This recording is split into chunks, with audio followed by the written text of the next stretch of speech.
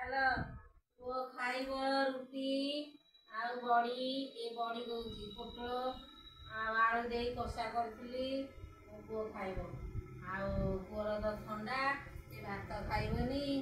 ଆଉ ଏଇ ଦେଖନ୍ତୁ ପୋଟଳ କଷା ଆଉ ରୁଟି ଆଉ ଏଇଠି ଡାଲି ଆଣିଥିଲି ଡାଲି ବି ସକାଳେ କରିଥିଲି। ଆଉ ଏଇ ଡାଲି ଗୋଳେଇ ଖାଇବ। ଆରେ ଧନ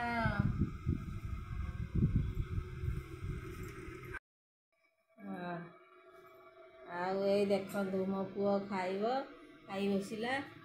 ଆଉ ସେ ତ ଭାତ ଖାଇବନି ତାର ତ ଥଣ୍ଡା ଦେହ। ପୁଅ କେମିତି ଲାଗୁଛି? ଭଲ ଲାଗୁଛି ଦେହଟା ଟିକେ? ହଉ ଖାଇଦିଅ। ମୋ ପୁଅକୁ ଦେଲି ଖାଇବାକୁ ଖାଇକିରି ଏଇନାକେ ଟିକେ ପାଠ ପଢ଼ିବ। ଆଉ ସନ୍ଧ୍ୟାବେଳେ ତ ଆଉ ଜଳଖିଆ ତା ବାବା ତ ଆଣିନଥିଲେ ଆଜି ରୁଟି ଅଛି ଦେଲି ଖାଇବାକୁ। ଆଉ ଭିଡ଼ିଓ ଭଲ ଲାଗିଲେ ଲାଇକ୍ କମେଣ୍ଟ କରିବେ। ରାଧେ ରାଧେ ଜୟ ଜଗନ୍ନାଥ।